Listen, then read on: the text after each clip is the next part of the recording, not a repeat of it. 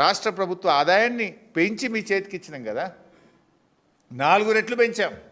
మేమేమో 4 రెట్లు పెంచినాం 9.5 ఏళ్ళలో, 2 ఏళ్ళు కరోనా ఉండంగా. నువ్వు 2 ఏళ్ళలోనేమో డౌన్, మైనస్. ఇది నీ చేతగాంతనం. నీకు పాలన చేతనైతలేదు. అది ఇడిచిపెట్టి చిల్లర మాటలు మాట్లాడుతావు. కేసీఆర్ గారిని పట్టుకొని ఏమంటావు నువ్వు? హైదరాబాద్కి ఏం చేసిండ్రు? అసలు హైదరాబాద్ కేసీఆర్ ఏం చేసిండో చెప్తా విని, ఒకసారి లిస్ట్ అంతా చదువుతా. నువ్వు ఏం చేసినా హైదరాబాద్ పైన కేసీఆర్ ముద్రను చెరిపేయడం నువ్వు కాదు కదా, నీ తాత జేజమ్మ తరం కూడా కాదు. అసలు నీ ఇంట్లో కిటికీలకెళ్ళి చూస్తే కనబడే తీగల వంతెన ఎవరు కట్టినరు? నీ ఇంట్లో కిటికీలకెళ్ళి చూస్తే కనబడే తీగల వంతెన కట్టింది కేసీఆర్ కాదా? రోజు పొద్దున నీ ఇంటికి పోయేటప్పుడు ఎడమ చేయిన కనబడే టీ హబ్ కానీ, నువ్వు పోతున్న స్టీల్ బ్రిడ్జ్ కేసీఆర్ గారు కట్టింది కాదా? ఎవరు కట్టినరు?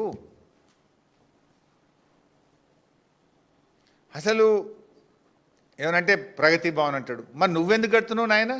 ఆ ప్రగతి భవన్లో ఇప్పుడు ఉంటుంది నీ డిప్టీ సీఎమే కదా.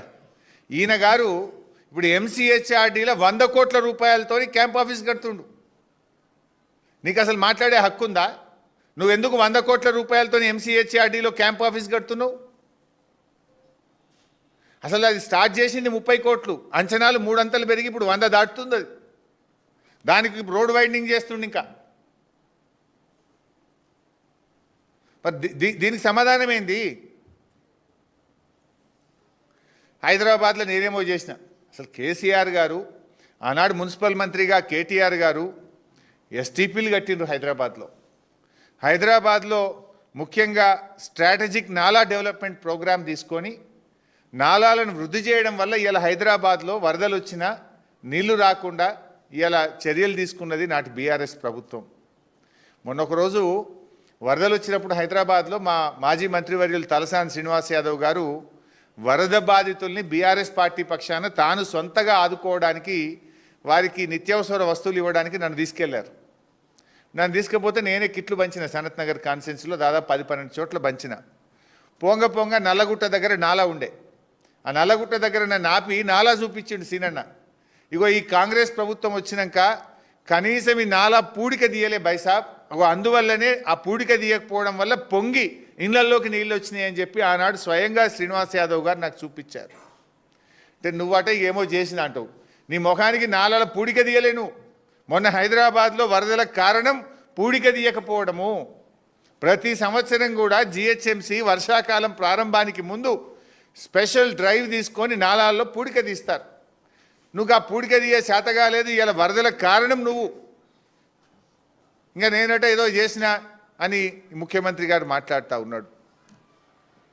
ఉద్యోగాల నోటిఫికేషన్ల మీద ఊకదంపుడు ఉపన్యాసాలే తప్ప అసెంబ్లీలో విడుదల చేసిన జాబ్ క్యాలెండర్లో ఒక్క ఉద్యోగమన్నా రిలీజ్ చేసినావా? అసెంబ్లీ జాబ్ క్యాలెండర్ నువ్వు ఇచ్చినావు కదా. ఒక్క నోటిఫికేషన్, ఒక్క డేట్ ప్రకారం ఒక్కటన్నా ఇచ్చినవా రేవంత్ రెడ్డి అని నేను అడుగుతా ఉన్నా. నిరుద్యోగ యువతీ యువకులకు మొదటి ఏడాదిలో 2 లక్షల ఉద్యోగాలు ఇస్తా అన్నావు. ఇచ్చినవా? 2 లక్షలు ఎక్కడిచ్చినావో చెప్పు. దాని మీద ఎందుకో మాట్లాడవు. గాలి మాటలు తప్ప 6 గ్యారంటీల అమలు మీద మాట్లాడడం ముఖ్యమంత్రికి చేత కాదు. మొన్న మేము అడిగినాం అసెంబ్లీ పెట్టమని. అరే పెట్టవే 10 రోజులు అసెంబ్లీ 6 గ్యారంటీల మీద మాట్లాడదామంటే ఒక్కటే నాడు ఆదివారం అసెంబ్లీ పెట్టిండు, వాయిదా వేసుకొని పారిపోయిండు.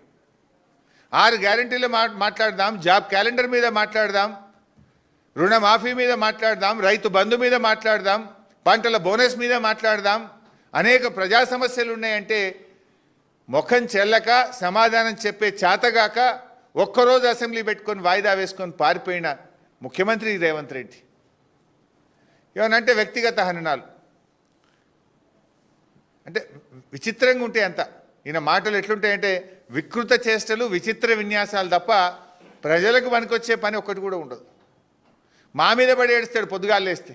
నువ్వు ముఖ్యమంత్రివి, రాష్ట్ర ప్రభుత్వం నడుపుతున్నావు, ఏం చేసినావో ప్రజలకు చెప్పు, మంచి ఏం చేసినావో చెప్పు. అంటే ఎంతసేపు బీఆర్ఎస్ మీదనో, కేటీఆర్ గారి మీదనో, కేసీఆర్ గారి మీదనో మా మీద పడి ఏడవడం తప్ప పేద ప్రజల కన్నీళ్లు దుడిచే ప్రణాళిక ఒక్కటన్నా ఉందా? ఆనాడు వరదలు వస్తే కామారెడ్డి పోయి చూసొచ్చినావు. 2 నెలలు తట్టెడు మట్టి తీసిండ్రాడా? ₹1 సాయం చేసిండ్రా పంట నష్టమైన వాళ్ళకు? మాటలు తప్ప నీ ఏమైనా చేష్టలు ఉన్నాయా? ఏనాడన్నా మాట మీద నిలబడ్డావా? ఏనంటే పార్టీలు అందరినీ దొక్కుకుంటా మీ